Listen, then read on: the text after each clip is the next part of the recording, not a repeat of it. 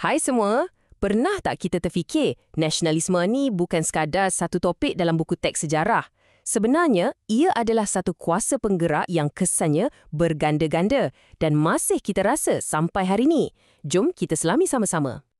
Jadi, persoalan utamanya, macam mana satu semangat sahaja boleh ubah segala-galanya untuk sebuah negara, bukan setakat peta, tapi pemikiran dan hala tuju masa depan. Inilah persoalan besar yang kita nak rungkai hari ini.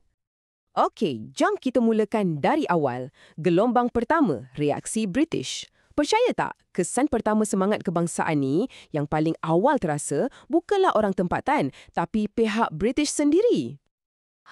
Cuba tengok ni. Respons British ni macam serampang dua mata. Di satu pihak, kebangkitan semangat kebangsaan ni buat mereka jadi lebih berhati-hati. Tiba-tiba jadi lebih peka dengan budaya dan adat resam kita. Tapi, pada masa yang sama, di kawasan yang ada penentangan, mereka terus kuatkan lagi cengkaman kuasa. Satu tangan bagi muka, satu tangan lagi pegang kuat-kuat.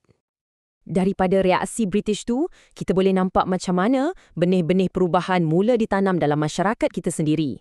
Inilah bibit-bibit awal yang kemudiannya tumbuh menjadi Malaysia. Dan inilah salah satu perubahan terbesar. Golongan bijak pandai Melayu mula bersuara menuntut tempat dalam pentadbiran macam Malayan Civil Service. Ini bukan sekadar minta kerja tau. Ini adalah tuntutan politik. Dari sinilah munculnya persatuan-persatuan negeri yang berjuang untuk melindungi hak dan kepentingan orang tempatan. Semangat ni merebak Ia tak terhad pada satu kaum. Masyarakat Cina di Tanah Melayu masa tu dapat inspirasi dari gerakan nasionalisme di negara Cina. Jadi apa mereka buat? Mereka tubuhkan kelab-kelab bacaan, kumpulan drama dan yang paling penting sekali, sekolah-sekolah Cina. Satu kebangkitan budaya dan pendidikan yang didorong oleh semangat dari luar. Dalam masa yang sama, kita juga lihat kemunculan satu lagi identiti unik, The Straits-born People. Ini adalah komuniti orang India yang lahir dan membesar di Tanah Melayu. Ia satu tanda yang jelas yang akar mereka sudah mula tertanam di sini, bukan lagi di negara asal nenek moyang mereka. Baiklah, kita dah tengok benih-benihnya ditanam. Sekarang, jom kita lihat hasilnya. Tuaian kemerdekaan hari ini. Kita akan lompat ke zaman moden untuk saksikan bagaimana perjuangan dulu tu terus memberi hasil kepada kita semua. Legasi nasionalisme ni boleh kita pecahkan kepada 3 tonggak utama. Ia bermula dengan semangat cintakan negara. Dari situ, ia memupuk perpaduan dan daya saing. Dan akhirnya, ia membuahkan hasil iaitu kedaulatan dan kemakmuran. Jom kita bedah satu persatu. Tonggak pertama ni kita tak boleh sentuh, tapi sangat berkuasa. Nasionalisme ni berjaya melahirkan semangat cinta yang mendalam terhadap negara dan sikap sanggup berkorban. Inilah dia gam emosi yang menyatukan kita sebagai sebuah bangsa. Apa maksud sanggup berkorban di zaman sekarang? Kita boleh nampak contohnya dengan jelas dalam keberanian anggota tentera kita. Ingat lagi insiden pencerobohan di Lahad Datu? Keberanian mereka mempertahankan setiap inci tanah air, itulah semangat nasionalisme dalam tindakan. Dan cinta pada negara ni bukan setakat di medan perang. Ia diterjemahkan dalam tindakan harian kita.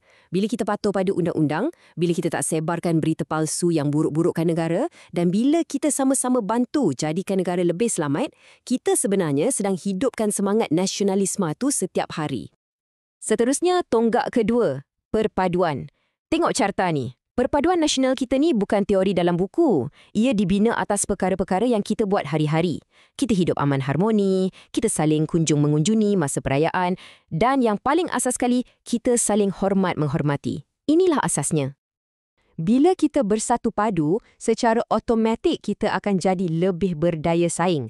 Semangat untuk majukan negara jadi lebih membara, kesediaan untuk sahut seruan kerajaan jadi lebih tinggi. Sebab apa? Sebab kita semua faham yang kita sedang membangun bersama-sama. Dan semua ini membawa kita kepada hasil tuaian yang paling besar, kedaulatan negara. Kedaulatan ni artinya kita stabil dari segi politik, pemimpin boleh mentadbir dengan baik, perlembagaan dijunjung tinggi dan kita sebagai rakyat taat setia kepada raja dan negara. Kitalah tuan di negara sendiri. Dan kedaulatan kita ni diiktiraf di mata dunia. Nak tahu buktinya? Malaysia dah 4 kali dipilih menjadi ahli tidak tetap Majlis Keselamatan PBB. 4 kali. Ini bukan pencapaian biasa. Ini adalah bukti bahawa suara dan kedudukan Malaysia dihormati di peringkat antarabangsa.